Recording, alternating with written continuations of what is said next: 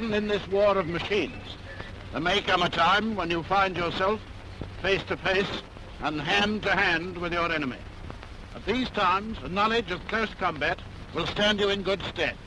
Not only may it get you out of a nasty situation, but, most important of all, it may help you to defeat the enemy. First of all, there's no such thing as defense in close combat. It's attack or counterattack all the time. Secondly, don't be afraid of his weapons. Even if you have none yourself, you are not unarmed. You've got your hands, and you've got your boots. Oh yes, I know it sounds all very well to talk about arms and legs against rifles and bayonets, but if you know how to use them, like Reed and Jackson did, you still have a very good chance of doing him down. Now, Reed and Jackson are here today to show you a few more tricks of the trade. And speaking of tricks, here's the most important point of all. Remember, war is not a game, and there are no rules.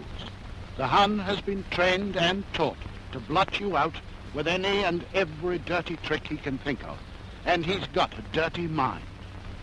So, in close combat, anything is fair if it enables you to get the better of your enemy. Now, Jackson is going to play the Hun, in spite of his good looks. When you come face to face with your enemy, you have to decide upon your method of attack. First, study your opponent. See how he's dressed, what sort of weapons he has, and in which hand he carries them. Is he right or left-handed? Does his helmet cover the back and sides of his neck? Does his coat or equipment prevent a really good kick at his fork? When you've summed him up, you'll know best how to act, but be quick about it, or he may act first. And finally, wear tricks. The Hun with his hands in the air is still dangerous. Now we come to some special blows and where to apply them. The chin jab. A vigorous upward thrust at the chin with the heel of the hand, keeping the fingers spread and slightly bent. They may take effect on either his nose or his eyes. This is much more effective than a punch with the clenched fist. Edge of hand blow, or better known to some of you as the rabbit blow. Use the outer edge of either hand, fingers fully stretched and close together.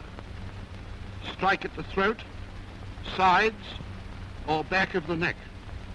Now, this one is called the shin stamp.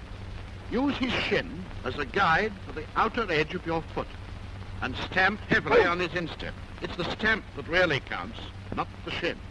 The knee blow is very simple and effective. Just raise your knee sharply into his fork, stomach, or face, as may be most convenient. Boxing punch, used for 3 spots only: the throat, pit of the stomach, or the fork. Don't use it for the chin. The chin jab is more effective. Now for the kick.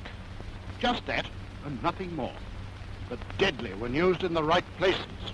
Never used at a standing opponent who is on his guard. You'll see why later. But if he is partly down, kick at fork, stomach, or face. And if he is right down, the neck or kidneys. And don't forget, you've got a heel. Helmet blow. Remember that normally you should never take your helmet off, with one exception which we'll come to later. But accidents happen, and it may fall off or get knocked off. If it does, and you can grab hold of it, you've got a very effective weapon. Hold it firmly with the fingers inside and the thumb on top of the brim, and strike with the edge at the fork, throat, or sides of the neck, back of the neck, or kidneys. So much for the blows. Now we come to a simple homemade weapon, the kosh. A bit of wood or a bit of metal about 15 inches long and about 1 inch in diameter, but first of all, a bit of insulated electric cable.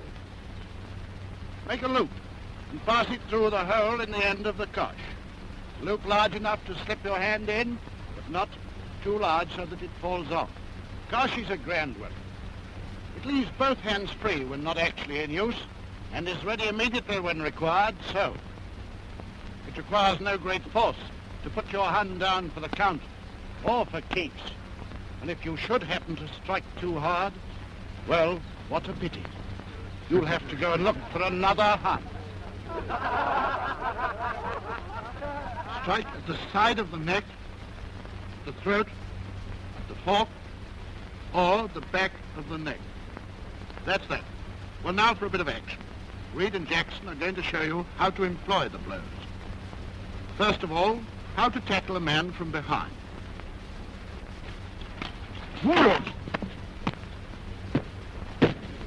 I expect you're wondering how it's done. Well, let's see it in slow time. Creep up silently. Fling one arm round his neck so as to bring your forearm hard into his throat.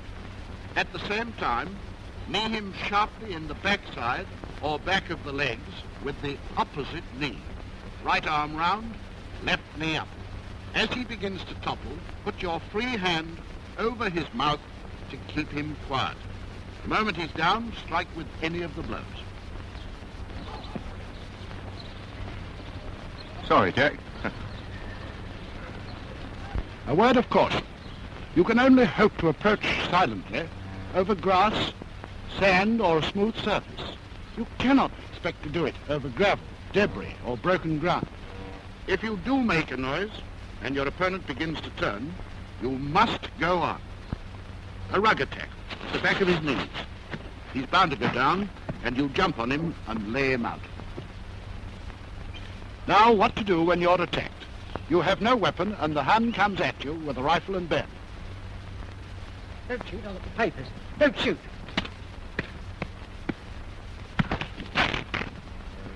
And this is how it's done. You have got to get close. So if he will not come to you, you must go to him. You must distract his attention in some way. Fling something at his face. Anything will do, even a packet of papers or your paybook. It takes him off his guard for a split second. Jump in at once and parry his bayonet, outwards.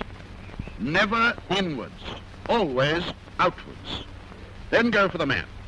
Strike with the edge of hand and follow with kicks or other blows. Now, how to deal with a man armed with a pistol. I've got my hands up. Don't shoot now.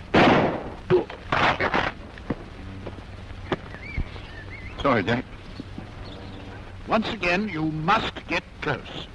As soon as the pistol point is within a few inches of your tummy, keep your eye fixed on his and speak to him. Say anything. It doesn't matter what. He probably won't understand. The fact of speaking will distract his attention. The moment you are ready, swing round and sweep the pistol hand outwards with your nearest arm.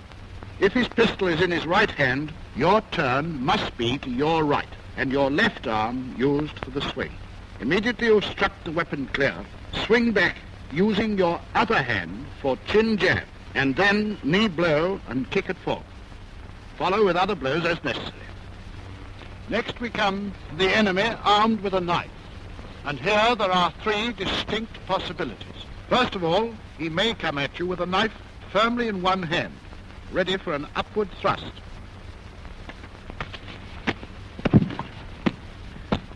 As the hand comes upward in the thrust, meet it with your opposite forearm to break the blow.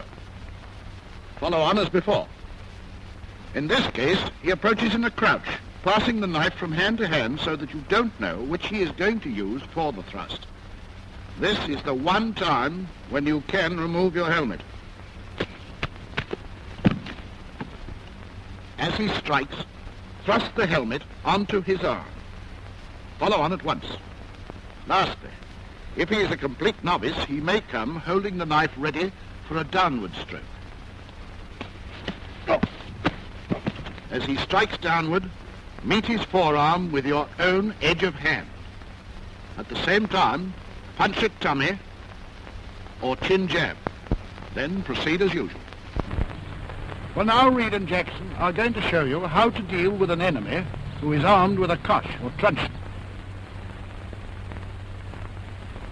Same as for the man who strikes downward with a knife. Meet his forearm with your own edge of hand. At the same time, punch at tummy, followed by other kicks and blows. You may remember that early on I told you never to kick at a standing opponent who was ready and waiting for you. This will show you why. First of all, a straightforward, violent kick. Oh! Now let's see it in slow time. As he kicks, turn outwards and sweep his leg upwards. The stronger you sweep, the harder he falls. The second type of kick is the one where your opponent, as they say in boxing, telegraphs his intention. Now, in slow time, turn inwards and raise the near foot so that the outer edge of your boot meets his shin. So never kick at a standing enemy. It's too terribly easy to defeat. Just one other case. An enemy may approach and at the last moment think better of it. He must not get away. One on the deck is worth two on the run. Next we come to a few simple releases. First of all, held round the body from behind, outside or inside the arm. And here it is, slowed down. If you're wearing a helmet, jerk your head back sharply in the hope of striking him in the face. At the same time, claim one of his arms firmly with both hands and clasp it tight to your body.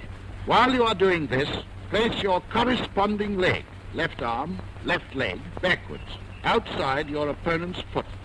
Keep the grasp on and turn your body sharply away from the backward leg. He's bound to go and you then proceed with the execution. Now, the man who attacks your throat with his forearm. Sorry, Jack. And here's the secret. Grasp his forearm firmly with both hands. At the same time, drop on the corresponding knee. Right arm, right knee. As your knee goes down, bend sharply forwards towards it. He must go either over your back or to one side, and you pounce on him and knock him out. Perhaps he grasps your throat with his hands. If so, grasp one finger of each hand, preferably the little finger. Bend it sharply outwards and upwards. Hold on tight, stilt forward, and throw. Just a word of warning. In practicing, you cannot do the throw with the little fingers, or they'll break. You must grip the wrist or the whole hand. Now here it is in quick time.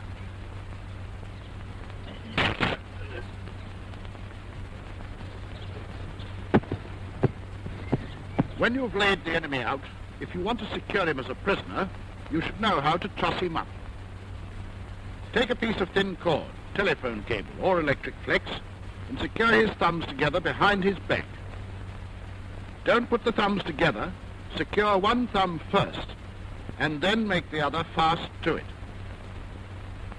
Now bend one leg over and place the ankle behind the knee of the other leg. Then bend that leg towards you, and secure the ankle firmly and as close as possible to the thumbs. If you have no thin cord or wire and have to use rope or strap, you cannot tie his thumbs together. In that case, you must lash his wrists. Remember, the same rule applies. Make fast to one wrist first and then secure the other to it. After that, you proceed with the ankles as before.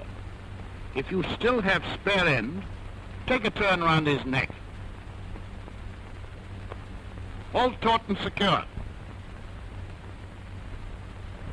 If after getting your man down, you wish to hold him down for a while, maybe you have no cord or rope, do it like this. Turn him face downwards. Sit astride the small of his back with your back towards his head. Put one ankle behind his other knee. Bend the leg back towards you and sit back holding onto the upper foot. If he gives any trouble, you just pull on that foot and he'll soon back up. Lastly, we come to a problem which may easily confront any of us. How to march a prisoner, and what to do if you yourself are being marched away as a prisoner. In order to avoid any confusion in your minds, we'll take each case separately. Let us start with how to march a prisoner. First of all, if armed with a rifle and bayonet. This is the proper way to do it. Keep the point of your bayonet in line with his back, but never bring it nearer than 2 feet clear. If he won't get on, bring your rifle to the high port and use your boot like this. Now, why don't we prod him in the back with our point? You see? This time you have a pistol. If he won't get on, never poke your pistol into his back. Keep it well away from him. Grab his shoulder with your free hand and urge him on like this. Why don't we stick the pistol in his back? Here's why. If you have a knife, hold it ready for an upward thrust, and never prick him in the back to get a move on. If he is stubborn, hold your knife well back, grasp him by the shoulder as before, and shove him along like this.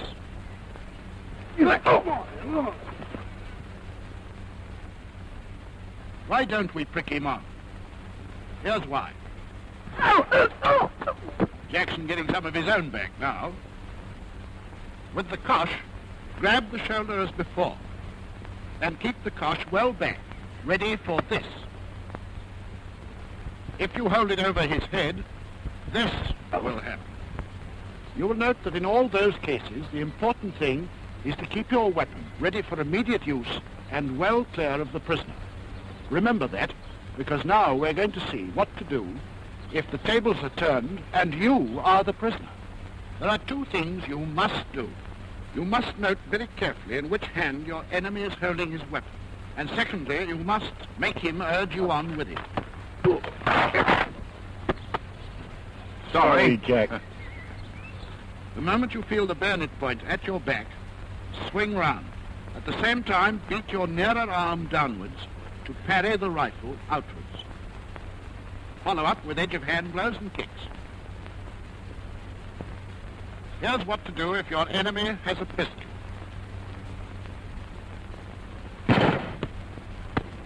The moment you feel the pistol point in your back, same action as before, swing the near arm down and knock the pistol outwards. Follow on, as before detailed. With the knife, the same rules apply. This time, see if you can describe the actions for yourselves. Point. And. We all know this bit. Learn to do the very simple movements you've just seen until you know them thoroughly and can do them at full speed in full equipment. Practice makes perfect.